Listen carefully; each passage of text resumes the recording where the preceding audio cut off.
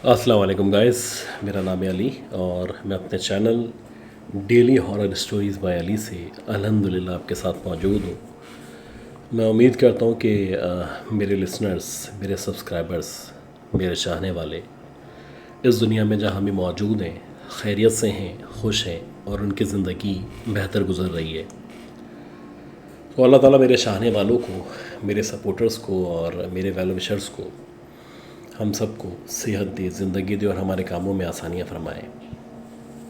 मेरी आदत है दुआ मांगने की, क्योंकि कुछ पता नहीं है कि कौन सा लम्हा कबूलियत का लम्हा हो। तो अगर आपको कोई एतराज़ हो तो माजरा चाहता हूँ, लेकिन दुआ करनी चाहिए अल्लाह ताला से हर वक्त। बाकी अगर आप में से किसी ने भी अब तक मेरे चैनल को सब्सक्राइब नहीं किया तो सबसे अहम काम है सब्सक्राइब करना। सबसे पहले इस चैनल को सब्सक्राइब करें। सब्सक्राइब करने के साथ साथ अगर आप चाहते हैं कि ये चैनल ग्रो करे तो अपने सर्किल में, अपनी कम्युनिटी में, अपने जानने वालों में, ख़ास तौर पे अपने किसी दोस्त को इस चैनल को इंट्रोड्यूस करवाएं और ना सिर्फ इंट्रोड्यूस करवाएं बल्कि सब्सक्राइब करवाएं। इसके साथ साथ सबसे अहम बात यह है कि ये जो स्टोरीज़ होती हैं इसके आखिर में मैं अपना नंबर शेयर करूँगा और जो लोग अपनी स्टोरीज़ को शेयर करना चाहते हैं, जैसे कि लोग ईमेल कर रहे हैं, ईमेल एड्रेस मेरा वही है लेकिन मैं ईमेल एड्रेस दे नहीं रहा क्योंकि इसकी मेमोरी का अक्सर इशू हो जाता है। तो बेहतर है कि व्हाट्सएप के ऊपर आप लोग अपनी आवाज़ में रिकॉर्ड करके भेज दें। आप चाहें तो लिख के भेज दें, जैसे आपको सही लगे। आप चाहें तो मैं आपकी आवाज़ में प्ले कर दूँ या आप चाहें तो मैं अपनी आवाज़ में एलोबरेट कर दूँ। मेरा काम है स्टोरी टेलिंग और अल्हम्दुलिल्लाह मुझे इसमें मज़ा आता है। और उन तमाम लोगों का शुक्रिया जो लोग मुझे कमेंट्स करते हैं, सपोर्ट करते हैं। तो आज एक रिक्वेस्ट है अगेन कि जो भी लोग मेरे इस चैनल पे मौजूद हैं, जो भी मेरी स्टोरी को सुन रहे हैं, तो प्लीज़ सबसे पहले कमेंट करें, अपना नाम लिखें, ये लिखें आप कहाँ से मुखातिब हैं, किस दुनिया के कोने से मुझे सुन रहे हैं, ताकि मेरी और हौसला अफजाई हो सके, और लाइक कर दें। अच्छा गाइस, जैसा कि आपको पता है कि लाइफ जो है फुल ऑफ सरप्राइजेज़ है। इंसान की ज़िंदगी में जो उसने कभी एक्सपेक्ट नहीं किया होता वो उसके साथ होता है। तो आज की ये जो कहानी है बड़ी इंटरेस्टिंग कहानी है और यकीन करें कि मुझे मज़ा आया स्टोरी सुन के। हमारे एक अज़ीज़ हैं, अज़ीज़ क्या जानने वाले हैं, और बड़ी एज है, बड़ी उम्र है उनकी माशाल्लाह। आई थिंक 75 प्लस होंगे। इनका नाम अमजद ख़ान है और ये बताते हैं कि ये कहानी उस दौर की कहानी है जब 82 83 चल रहा था और मैं मलीर काला बोर्ड के पास रहा करता था। यानी वही जो एक सिस्टम होता है कि मेरे साथ मेरी अम्मी, मेरे अब्बू, मेरे भाई बहन सब मौजूद थे। और बात ये थी कि बड़ा भाई था और ज़िम्मेदारी थी। कोशिश करता था कि एजुकेशन हासिल कर सकूं, लेकिन मैट्रिक के बाद जारी रखना एजुकेशन को मुश्किल था। अब्बू को फालिज हो गया था, घर के हालात बहुत ख़राब थे, सोर्सेज इतनी नहीं थी, तो अल्टीमेटली जॉब तलाश करने लगा। और जब मैं जॉब तलाश कर रहा था तो सबसे मुश्किल बात ये थी कि जहाँ जाता सिर्फ आसरा दिया जाता, सिर्फ बातें बनाई जाती, लेकिन प्रैक्टिकली मेरी मदद कोई नहीं करता। खैर अल्लाह के यहाँ देर है अंधेर नहीं है। और बात कुछ इस तरह से भी थी कि एक दफ़ा ऐसा हुआ कि मैं बड़ा परेशान था और मैंने अपने एक दोस्त से उसके अब्बू से भी ज़िक्र किया। तो उन्होंने कहा कि यार तुम ऐसा करो कि कल मलीर 15 पे मेरे पास आ जाओ, और जहाँ पे ये अब तो पुल मौजूद है, पहले पुल नहीं था उस वक्त। तो यहाँ पे जो स्टॉप था, यहाँ पहले भी सब्ज़ी वगैरह फ्रूट वाले सब खड़े होते थे। तो यहाँ से जो रास्ता जा रहा है मलीर मंडी की तरफ, कोई ख़ास होटल था, वहाँ पे आ जाओ। तो मेरा एक दोस्त है, उसके पास टैक्सी मौजूद है। अब अंदर क्या चाहे दो आँखें, तो मैं वहाँ पहुँच गया। और वहाँ पहुँचा तो वो जो साहब थे उनके पास माशाल्लाह एक नहीं 2-3 टैक्सीज़ थी। तो उन्होंने कहा कि भाई टैक्सी खड़ी हुई है, सामने खड़ी हुई है, टैक्सी बिल्कुल ओके है, आप इसकी चाबी लो, उसको चलाओ, और जो भी आप कमाओगे ये 50-50 होगा।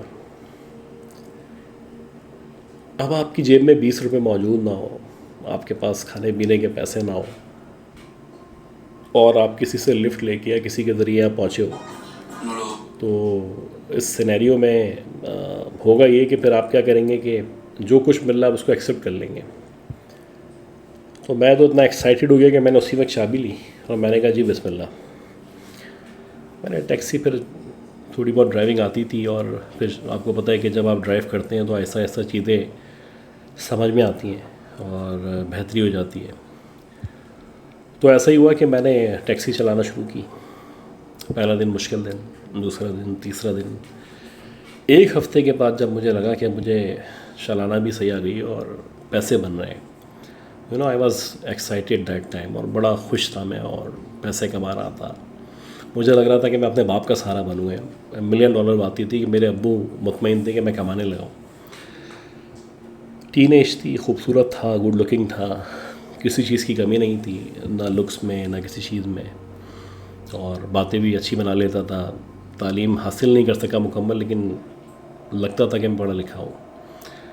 तो उस एज के अंदर आपको पता है कि जो अपोजिट जेंडर है उसमें बड़ी अट्रैक्शन महसूस होती है, और जब आपको लगता हो कि आप किसी काबिल हैं या बेहतर हैं, तो उसमें एक आपका जो एक सोच होती है या पॉजिटिविटी होती है वो बहुत ज़्यादा होती है।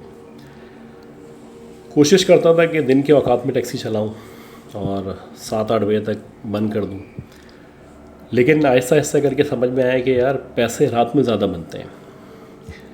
फिर मैंने रात में टैक्सी चलाना शुरू कर दी। अब ये जो टैक्सी थी ये मैं निकालता कोई 3-4 बजे दोपहर में, और रात के 4-5-6 इवन कि कभी फजर की अजान तक चलाता। उसके बाद घर आ जाता, घर आके सो जाता, फिर खाना खाता, फिर निकल जाता। तो आम तौर पे मेरी कोशिश होती थी कि विद इन सिटी रहूँ, लॉन्ग रूट पे ना जाऊँ। अच्छा, उस दौर में भी बिन कासिम, स्टील टाउन, गुलशन अदीद ये सब मौजूद था, लेकिन मैं कोशिश करता था इस तरफ की या बल्दिया टाउन या साइड इस तरफ की राइड्स ना लूँ। उसकी वजह ये थी कि एक तो ये रूट्स लंबे थे, दूसरा फिर इन एरियाज़ के अंदर लॉ एंड ऑर्डर का मसला था, उस वक्त भी था, छीना झपटी, चोरी डकैती ये सब होता था। खैर एक दफ़ा ऐसा हुआ कि मुझे फॉर्चुनेटली या अनफॉर्चुनेटली एक टैक्सी की राइड मिली, बुकिंग जिसे कहते हैं। तो रात के तकरीबन 11 बजे का टाइम था और उनको जाना था स्टील टाउन। अब स्टील टाउन अगर आप यहाँ से जाएं, यानी मैं उस वक्त मौजूद था ड्रग रोड से समझ लें कुछ फासले में, तो वहाँ से अगर आपको स्टील टाउन जाना हो तो it is a big distance, और दैट टाइम ये और डिस्टेंस बड़ा था। अब तो रोड भी बन गया, बेहतरी हो गई है, पहुँचने में आसानी है, लेकिन उस वक्त थोड़ा सा लंबा था। बीच में जो एरिया था बिल्कुल सुनसान वीरान था, दोनों तरफ दरख्त मौजूद थे, सन्नाटा था और सर्दी हो रही थी। अच्छा, अब ऐसा हुआ कि मैंने पैसों का तय कर लिया, क्योंकि देखिए स्टील टाउन और पोर्ट कासिम, बिन कासिम यहाँ की राइड्स तो मिल जाती थी उस दौर में भी, लेकिन वापसी में मसला होता था। अब मैंने उस सवारी को पिक करने के बाद मैंने उनको उनकी डेस्टिनेशन पे छोड़ा, और पैसे मैंने अपनी मर्ज़ी के लिए कि अगर मुझे वहाँ से खाली भी आना पड़े तो मेरे कुछ पैसे बच जाएं। अब वो फैमिली थी, उनको ज़रूरत थी, इमरजेंसी थी, तो उन्होंने भी पैसे दे दिए। अब इस फैमिली को मैंने ड्रॉप किया। ड्रॉप करने के बाद मैं वहाँ से निकला, और वहाँ से मैं रोड की तरफ आया जो मेन रोड मौजूद था, जिसे नेशनल हाईवे कह सकते हैं आप। अब मेरा ख्याल था कि थोड़ी बहुत देर में कोई ना कोई राइड मिल जाएगी, सवारी मिल जाएगी, क्योंकि आप रोड पे मौजूद हैं। और मैं रोड पे आके खड़ा हो गया। अब जब मैं रोड पे आके खड़ा हुआ, 15 मिनट, 20 मिनट, आधा घंटा, 1 घंटा गुजर गया और कोई सवारी नहीं मिली। अच्छा, आहिस्ता आहिस्ता करके जैसे जैसे रात मज़ीद बढ़ रही थी, तो अब मुझे लग रहा था कि अब इम्कानात ख़त्म हो गए और यहाँ से खाली ही जाना होगा। अब अगर मैं यहाँ रुकता हूँ इस सुनसान वीरान जगह पे, तो ऐसा ना हो कि कोई ट्रेजिडी हो जाए, कोई सान्या हो जाए, कोई चोरी डकैती का मामला हो जाए। गाड़ी भी पराई है और मेरा रोज़गार है, सबसे बड़ी बात यह है। तो मैंने आहिस्ता आहिस्ता करके टैक्सी को चलाना शुरू किया, और मैं टूवर्ड्स मलीर मैंने अपना रुख किया और आगे बढ़ना शुरू किया। अब जनाब ये जो रास्ता था ये बड़ा सुनसान वीरान रास्ता था। आज आप जो रास्ता देखते हैं बड़ा डिफरेंट है। दोनों तरफ झाड़ियाँ मौजूद हैं, न बंदा न बंदे की ज़ात है, शदीद सर्दी हो रही है, झींगर की आवाज़ आ रही है। आप समझ लें कि अगर आपने कभी बलोच कॉलोनी से कॉजवे वाला रूट लिया हो और आप लाइसेंस ऑफिस गए हो, तो जो बीच का माहौल था अभी पुल बनने से पहले, ये शारे भुट्टो बनने से पहले, वैसे ही कुछ इन्वायरमेंट था। दोनों तरफ जंगल नुमा झाड़ियाँ, नाले गुजर रहे हैं और एक खौफनाक सूरत हाल। अब जैसे ही मैं कुछ डिस्टेंस पे आया, मेरी स्पीड बड़ी कम थी, 15-20 की स्पीड थी, उससे ज़्यादा नहीं थी, क्योंकि मुझे अब भी एक आसरा था कि शायद कोई मिल जाएगा। तो इस पे चलते चलते मुझे एकदम से ऐसा लगा कि मेरी गाड़ी की रोशनी में, लाइट्स में, कि जैसे रोड के ऊपर कोई खड़ा हुआ है, और जो भी खड़ा हुआ है बज़ाहिर जो पैरी रोशनी पड़ी है, गाड़ी की लाइट पड़ी है, तो उसको देख के किसी सनफ़ नाजुक का गुमान होता है कि जैसे कोई औरत है, ख़ातून है, कोई लड़की तैयार होकर खड़ी हुई है। और ऐसा ऐसा करके जब मेरी टैक्सी मज़ीद आगे बढ़ी, तो यकीनन ऐसा ही था कि गाड़ी की रोशनी में मैंने जब उसको ऊपर से नीचे तक देखा, तो बड़ा तैयार होके सफ़ेद कलर के लिबास में, इवन के सारी ज्वेलरी पहनी हुई है, मेकअप उस दौर के हिसाब से किया हुआ है उसने, नए कपड़े पहने हुए हैं, हाथ में चूड़ियाँ मौजूद हैं, बहुत ज़्यादा सज धज के वो लड़की वहाँ पे खड़ी हुई है। और रात का पहर है, 2-3 बजे का टाइम है, सन्नाटा है मुकम्मल, शदीद सर्दी हो रही है, और मैं परेशान हूँ कि इस सुनसान वीरान जगह पे, जहाँ पे ना बंदा मौजूद है ना बंदे की ज़ात है, तो ये बला आखिर क्या कर रही है। खैर आहिस्ता आहिस्ता करके मैंने गाड़ी स्लो की और एग्जैक्टली उस लड़की के सामने जाके रुकी। अच्छा, वो वहाँ तो खड़ी हुई थी, लाइट्स में मैंने देख लिया था, बड़ी खूबसूरत थी, सब कुछ था, लेकिन जब मैंने गाड़ी उस लड़की के सामने जाके रुकी, तो मैंने उसको मुखातिब करना चाहा। मैंने पूछा कि तुम कौन हो और तुम्हें कहाँ जाना है। अब इसी दौरान ही में, जबकि मैं जो है उससे बात करना चाह रहा था, या उससे किसी भी तरह उसको चाह रहा था कि मैं जहाँ जाना है उसको ड्रॉप कर दूँ, तो मैंने ऐसा ऐसे करके गाड़ी का जो एक, आपको पता है बटन सिस्टम होता था पहले, वो आप ऊपर करेंगे फिर वो गाड़ी खुलती थी, अब तो ऑटोमेटिक डोर्स हैं, तो मैनुअल डोर था। मैंने उसको मैनुअली खोलने की कोशिश की, तो ऐसा लगा जैसे सामने की तरफ से किसी ने पुश किया हुआ कि खुले नहीं। खैर मैंने भी फिर हाथ हटाया वहाँ से, और मैंने पूछा कि दोबारा से पूछा कि तुम कौन हो और तुम्हें कहाँ जाना है। तो वो वैसे ही खड़ी हुई है, गुमसुम, और वैसे ही उस तरफ देख रही है जहाँ से मैं आ रहा था, जैसे कोई मेरा नहीं किसी और का इंतज़ार कर रही हो। अब जब उसने कोई रिस्पांस नहीं किया और मेरी बात को इग्नोर किया, तो मैं बड़ा परेशान हुआ, और मैं सोचने लगा कि यार मतलब ठीक है मैं टैक्सी वाला हूँ, लेकिन मेरे लुक्स में किसी चीज़ में कोई कमी नहीं है, और फिर मैं इसकी हेल्प करना चाह रहा हूँ, कम से कम बात तो सुन ले, कम से कम बताया कि यहाँ किसका वेट कर रही है। लेकिन उसने कोई रिस्पांस नहीं किया। अब एक गैरत जवानी कहें इसको, थोड़ी शर्मिंदगी भी थी कि यार मतलब यार रिस्पांस नहीं किया, मतलब एक लूजिंग सिचुएशन है मेरे लिए। खैर मैंने तीसरी दफ़ा झटका दे के दरवाज़ा खोला, और जब दरवाज़ा खुला तो मैंने उसको बोला कि तुझे आवाज़ नहीं आ रही। अब मेरा तरीका थोड़ा गलत था, मतलब गैर महज़ब तरीका था, मैंने अब तू करके बोला उसको। जब मैंने इस तरह बोला तो उस लड़की ने एग्जैक्टली मेरी तरफ देखा, और जब उसने मेरी तरफ देखा तो एक अजीब गुस्सा उसके चेहरे पे मौजूद था। अब ऐसा लग रहा था कि उसके चेहरे पे से गुस्सा और शदीद कर्ब जो है ना वो दिखाई दे रहा है, और बहुत नाराज़ है वो, जैसे उसको मेरी ये बात या तू बोलना ठीक नहीं लगा। खैर वो आके बैठ गई। अब वो आके बैठ गई, उसने कुछ नहीं बोला, बैठ गई। बहुत शदीद खुशबू मुझे अपने बराबर में से आ रही है, वो मेरे बराबर में बैठी हुई है, और मैं अपने आप को उस वक्त लकी समझ रहा हूँ, हालांकि वो गुस्सा कर रही थी कि लड़की मेरे साथ आके बैठ गई है। मैंने गियर डाला और गाड़ी को चलाने दिया। मैंने कहा जो होगा देखा जाएगा, अब जहाँ जाएगी देखेंगे क्या उतरती है। अब मेरी टीन एज भी थी, 10 खुराफात मेरे जहन में मौजूद थे, और मुझे लग रहा था कि शायद ये अब क्लाइमेक्स है। खैर ऐसा नहीं था, कुछ देर तक गाड़ी चलती रही और वो खामोश रही। अच्छा, अब आप देखें कि पुरानी टैक्सी, कंडीशन उसकी पुरानी थी लेकिन इंजन सही था उसका। अब उसके ऊपर एक छोटा सा बल्ब लगा हुआ है, वो हल्की सी रोशनी, जैसे अभी आप मुझे देख पा रहे हैं, हल्की सी रोशनी है, तो कुछ इस तरह की रोशनी थी कि लाइट पड़ रही है और मतलब पूरा जिस्म नज़र नहीं आ रहा। लेकिन इसी रोशनी में जब मैं उसको चलते चलते यूँ करके देख रहा हूँ लेफ़्ट साइड पे अपने, तो पहले मुझे उसका ये हिस्सा, ये जो शोल्डर वाला हिस्सा था, बाजू वाला हिस्सा नज़र आना शुरू हुआ। ऐसा लग रहा था कि उसने जो कपड़े पहने हुए उसमें बीच में जो है ना थोड़ा सा उसका बाजू यहाँ से बिल्कुल आखिर तक नज़र आ रहा है। कपड़े तो उसने बहुत ज़बरदस्त पहने हुए थे, लेकिन उसका बाजू यहाँ से जो दिखाई दे रहा था, ऐसा लग रहा था जैसे किसी बूढ़ी औरत की स्किन है। कोई 80-85 साल की उम्र की कोई बूढ़ी औरत है जिसके खाल पे हर जगह झुर्रियाँ मौजूद हैं, और इस कदर झुर्रियाँ हैं कि उसकी खाल ऐसे लटकी हुई दिखाई दे रही थी। अब बात ये थी कि जब मैंने उसको देखा, जब बिठाया, जब तो बड़ी जवान खूबसूरत लग रही थी, लेकिन देखते ही देखते अब ये जो मंज़र था ये तब्दील हो रहा था। अब उसके चेहरे पे एक शैतानी मुस्कुराहट मौजूद थी, और उसके चेहरे की जो स्किन थी, गाल थे, वो भी ऐसा लग रहा था कि झुर्रियों की वजह से झुकना शुरू हो चुके हैं। देखते ही देखते उसकी बॉडी, उसका एक एक चीज़, उसका चेहरा तब्दील हो चुका था। अब मेरे बराबर में कोई 80-85-90 साल की बूढ़ी औरत मौजूद थी। कपड़े उसने वही पहने थे, चूड़ियाँ वैसी थी, मेकअप वैसी था, सब कुछ वैसी था।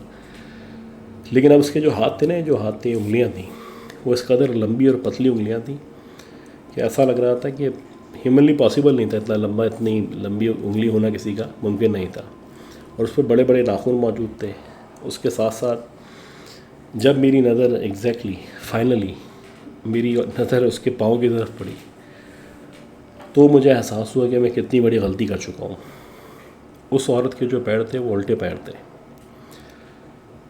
बस आप अंदाज़ा लगाएं कि मैं ड्राइविंग सीट पे मौजूद हूँ, मेरे बराबर में पैसेंजर सीट पे एक ऐसी औरत बैठी हुई है जिसके पाँव उल्टे हैं, और मैं एक ऐसी जंगल बियाबान नुमा जगह पे मौजूद हूँ। बस मुझे इतना याद है कि मैंने गाड़ी का ब्रेक मारा है, जल्दी से दरवाज़ा खोला है, और चीखता हुआ पागलों की तरह मैंने रोड की तरफ भागना शुरू कर दिया है। गाड़ी वैसी स्टार्ट थी, खड़ी हुई थी, जो भी था, लाइट खुली हुई थी, मैं सीधा रोड पे भाग रहा था, और जो भी मुझे कुरानी आयत, सूरतें, जो कुछ आता था, मैं मुसलसल उनको रिसाइट कर रहा था। इसी तरह तकरीबन 10-12 मिनट तक मैं भागता रहा। फिर कहीं जाके मैंने देखा कि एक गाड़ी सामने से आती हुई दिखाई दे रही है। वो भी शायद कोई चारे वाला था या क्या था पता नहीं। पुरानी एक उसकी डाटसन जैसे गाड़ी होती थी, उस तरह की गाड़ी थी। उसमें चारा वगैरह लोड हुआ तो बेचारा, मुझे उसने देखा भागते हुए तो आके रुका। जब वो रुका तो पहले तो जब उसने रुकी तो मैं उसकी गाड़ी से आके टकरा गया और नीचे गिर गया। तकरीबन 5 मिनट तक वो मुझे सहलाता रहा, प्यार वगैरह करता रहा, पानी वगैरह दिया उसने मुझे। जब मेरे थोड़े सेंसेस बहाल हुए तो उसने पूछा, भाई क्या मसला है? तो मैंने उसको कहा कि सामने मेरी गाड़ी खड़ी है, यानी वहाँ से नज़र आ रही थी, डिस्टेंस पे थी ज़रा, और लाइट भी जली हुई थी उसकी। मैंने कहा वहाँ मेरी गाड़ी खड़ी है और उसमें कोई चुड़ैल बैठी हुई है। अब पहले उसने सुना तो बोलने लगा, यार ऐसा कैसे हो सकता है? लेकिन फिर कुछ देर बाद तवक्कुफ़ देने के बाद उसको भी अंदाज़ा हुआ कि हाँ ऐसा ही होगा, और बात ऐसे ही रही होगी, क्योंकि वो बता रहे हैं कि मैं भी यहाँ से अक्सर गुज़रता हूँ तो अक्सर यहाँ पे एक औरत या लड़की नज़र आती है। लेकिन मुझे शुरू से ही बताया गया है कि कभी भी इस रास्ते में कोई नज़र आए तो ना गाड़ी रुकनी है, ना किसी को बिठाना है। खैर वो जो डाटसन वाला था बड़ा अच्छा आदमी था, और वो बेचारा मुझे वहाँ पे लेके गया, और वहाँ ले आने के बाद उसने काफ़ी देर तक मुझ पर दम दरूद किया, मुझे समझाया, मुझे हौसला दिया।